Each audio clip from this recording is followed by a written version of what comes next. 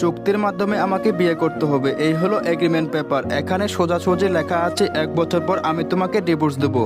আর তুমি এই শর্তে মেনে আমাকে বিয়ে করেছো। ফারিয়া অবাক চোখে সামনে থাকা মানুষের দিকে তাকিয়ে রইল। ব্যক্তিটি পুনরায় আবার বলল, তুমি কি রাজি এই শর্তে? ফারিয়া বলল, স্যার আপনার কথা মানে বুঝলাম না। আমি বললাম সিম্পল, তোমার মায়ের ট্রিটমেন্টের জন্য 25 লাখ টাকা লাগবে, তাই তো? ফারিয়া বলল, জি স্যার। আমি বললাম, আমার শর্ত হচ্ছে আমাকে বিয়ে করতে হবে, অবশ্যই বিয়েটা একটা এগ্রিমেন্টের বিয়ে। তোমার মায়ের ট্রিটমেন্টের জন্য 25 থেকে 40 লাখ টাকা যা লাগে আমি দিব, এবং কি চিকিৎসার জন্য সিঙ্গাপুর পাঠানোর সমস্ত ব্যবস্থা আমি করে দেব। শুধু এগ্রিমেন্ট মোতাবেক আমাকে 1 বছরের জন্য বিয়ে করতে হবে। ফারিয়া ছলছল নয়নে আমার দিকে তাকিয়ে রইল। তার মায়ের অপারেশনের জন্য অনেক টাকার প্রয়োজন। একটা বিজ্ঞপ্তি দেখে ফারিয়া এসেছে আমার সাথে দেখা করতে। সেখানে বলা হয়েছিল 10 লাখ টাকার একটা চুক্তি হবে, তাই কোনো কিছু না ভেবে আমার কাছে ছুটে আসে। কালো ডক্টর বলেছে সিঙ্গাপুরে ট্রিটমেন্ট করালে ওর মা ভালো হয়ে যাবে, আর তার জন্য প্রয়োজন 25 লাখ টাকা। আমি বললাম, মিস ফারিয়া আপনি কি রাজি? ফারিয়া চেয়ার থেকে উঠে দাঁড়ালো, কাঁধের মলিন ব্যাগটা তুলে নিয়ে বলল, আই এম সরি স্যার, আমি এই ধরনের এগ্রিমেন্টে রাজি নই, আমি আসছি। আমি বললাম, এজ ইউ উইশ। ফারিয়া চলে গেল, আর এদিকে আমি তার ছেলে হাসি হেসে চেয়ারে মাথা রেখে বসে রইলাম। প্রচন্ড যন্ত্রণায় মাথা যেন ফেটে যাচ্ছে।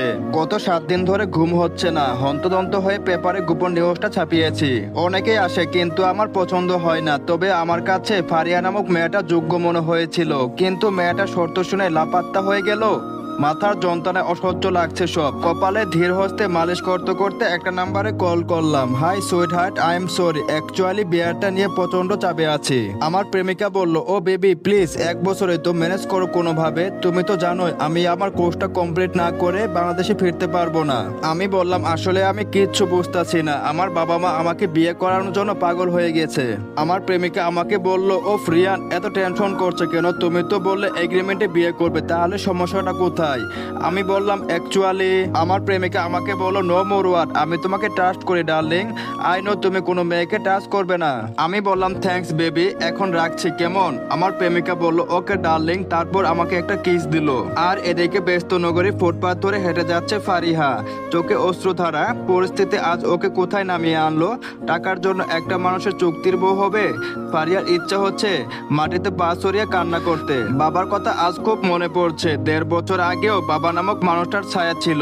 মধ্যবিত্ত সংসারে হেসে খেলে জীবন পার করছিল, কিন্তু বাবার হঠাৎ করে চলে যায় যেন সমুদ্রের ঢেউ এসে ওদের উপর পড়লো। দাদার সম্পত্তি থেকে বঞ্চিত হলো ওরা, ওর কোনো ভাই নেই বলে। বাবার যা ছিল তা বিক্রি করে চলে আসলো ঢাকা শহরে। এখানে এসে কোনো মতে এসএসসি পরীক্ষা দিল। মায়ের হঠাৎ অসুস্থতায় আরো এলোমেলো হয়ে গেল। পড়া হলো না ভার্সিটিতে। যা টাকা ছিল তা মায়ের চিকিৎসাতে শেষ হয়ে গেল। কিন্তু হাই কপালের দুঃখ কি আর সহজে যায়? 6 মাস আগে মায়ের হার্ট ব্লক হয়েছে ধরা পড়লো। ছোট বাচ্চাদের পরিয়ে কোনো মতো সংসার চালাচ্ছিল সে। অপারেশন করার টাকা কোথায়? মাস খানেক আগে কিডনির সমস্যাও ধরা পড়লো। সব যেন এলোমেলো হয়ে গেল। মাকে জীবিত দেখতে হলে প্রয়োজন 25 লাখ টাকা। ফারিহা আপন মনে ভাবতে ভাবতে বাসায় চলে আসলো। ছোট টিনের ঘরে ভাড়া থাকে। আশেপাশে সবকিছু বস্তির মতো। দরজা খুলে রুমে ঢুকতে মায়ের হ্যাক হ্যাক কাশির শব্দ। ফারিহা ছুটে গেল মায়ের কাছে। মা মলিন বিছানাতে শুয়ে আছে। ফারিয়ার 2 চোখ ভরে উঠলো। মা কিছু বলতে যাবে তখনই কাশি উঠে গেল। কাশতে কাশতে মুখ দিয়ে রক্ত বের হয়ে আসলো। ফারিয়া বিচলিত হয়ে পানি খাওয়ালো। মা লম্বা করে ঠাস টানতে লাগলেন। ফারিয়া মায়ের পিঠে হাত বুলিয়ে যাচ্ছে। মা বলল, আমি বোধহয় বাঁচবো না রে। ফারিয়া বলল, মা এমন কথা একদম বলবে না, তুমি বাঁচবে, অনেক বছর বাঁচবে। তুমি না বাঁচলে আমাকে কে দেখবে বলো তো? আমার জন্য তোমাকে বাঁচতেই হবে। কথাগুলো বলতে বলতে মাকে জড়িয়ে ধরলো ফারিহা। চোখ দিয়ে নোনা জলের ধারা নেমে যাচ্ছে। মা হ্যাক হ্যাক করে কাশতে লাগলেন। ফারিয়া ধীর হাতে পিঠে মালিশ করলো। কাশি থামাতেই ফারিয়া মাকে শুইয়ে দিল। মা আমার দিকে তাকিয়ে বলল, এত টাকা কোথায় পাবি রে? আমি জানি আমার বড় কোনো অসুখ হয়েছে। ফারিয়া বলল, এমনটা বলতে নেই মা, তোমার শরীরে এমন কিছু সমস্যা আছে, অপারেশন করলে তুমি একদম সুস্থ হয়ে যাবে। মা বলল, তুই অপারেশনের টাকা কোথায় পাবি? তুই দিনরাত খেটে সংসার চালাচ্ছিস, আর কি করবি রে মা? ফারিয়া শুকনো হাসলো। মায়ের বুকে মাথা রেখে বলল, তোমাকে আমি বাঁচাবো মা, তোমার ট্রিটমেন্টের ব্যবস্থা হয়ে যাবে, তুমি এত ভেবো না তো, এখন রেস্ট নাও। মাকে সান্ত্বনা বাণী শুনিয়ে দ্রুত পায়ে ওয়াশরুমে ঢুকলো ফারিহা। পানির কল ছেড়ে দিয়ে অঝরে কাঁদতে লাগলো। জীবন এত কঠিন কেন? বাইরে থেকে চিৎকার চেঁচামেচি শুনে বেরিয়ে আসলো ফারিহা। দরজা খুলতে মধ্যবয়সী এক মহিলা বললেন, কতবার কইব তোমাকে পানি কম খরচ করবে? মাসে পানি বিল কত আসে খেয়াল আছে? 3 মাসে ভাড়া তো বাইজা আছে। মা মেয়ে 1.5 বছর থেকে এখানে থাকো দেখে থাকতে দিয়েছি। মাফ করবেন খালা, আর বেশি পানি খরচ করব না। যা সামনের মাসে কিন্তু ভাড়া দিতে হবে, না হলে বাসা থেকে বার করে দেব। ফারিয়া মাথা ঝাঁকিয়ে সম্মতি জানালো। ভদ্র মহিলা প্রতি মাসে এমন কথা বলেন, কিন্তু মাস শেষে বাসা থেকে বের করে দেন না। বাইরেটা উগ্র মেজাজের হলেও ভেতরে সুন্দর একটা মন রয়েছে। সে মৃদু হাসলো।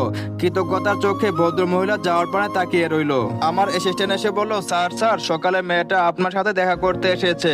আমি বললাম, কোন মেয়েটা? আমার অ্যাসিস্ট্যান্ট বলল, ওই যে ফর্সা করে চিকন মেয়েটার নাম যেন কি, ফারিয়া। অ্যাসিস্ট্যান্ট বলল, ইয়েস স্যার। আমি বললাম, তাকে ভিতরে পাঠিয়ে দাও। মেয়েটি চলে গেল। আমি ভুকুচকে চেয়ার ঘুরিয়ে নিলাম। কেন যেন মনে হয়েছিল ফারিয়া আসবে, তবে এত তাড়াতাড়ি আসবে আশা করিনি। আমি তার ছিল হাসি হাসলাম।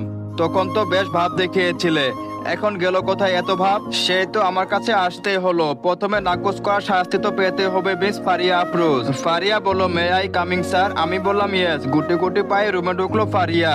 আমি চেয়ার উল্টো রেখে বললাম, কি দরকার?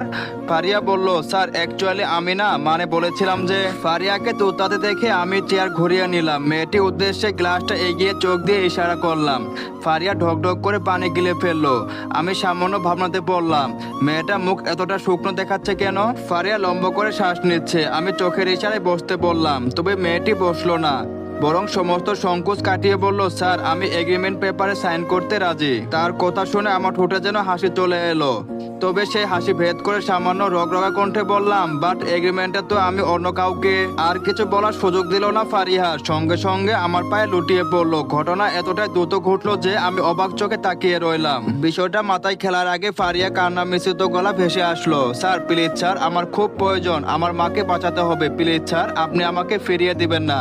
আপনি যা যা বলবেন আমি তাই করব। প্রয়োজনে 1 বছর কেন, সারা জীবন আপনার বাসায় চাকরানি হিসেবে এগ্রিমেন্ট সাইন করব। দয়া করুন, আমায় আমার মাকে বাঁচাতে হবে। প্লিজ স্যার, প্লিজ দয়া করুন। ফারিয়ার এমন কথা শুনে আমি তার দিকে ভুকুচকে তাকালাম। মেয়েটা 25 লাখ টাকার জন্য সারা জীবন চাকরানি হতেও রাজি। তার মানে সত্যি তার মা অসুস্থ। আমি সামান্য দূরে সরে গেলাম।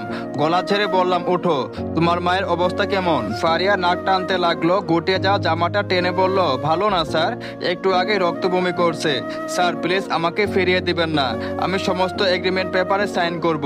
প্লিজ স্যার দয়া করুন। চলবে তো, গল্পটা কেমন লাগলো অবশ্যই জানাবেন। সবাইকে অসংখ্য ধন্যবাদ।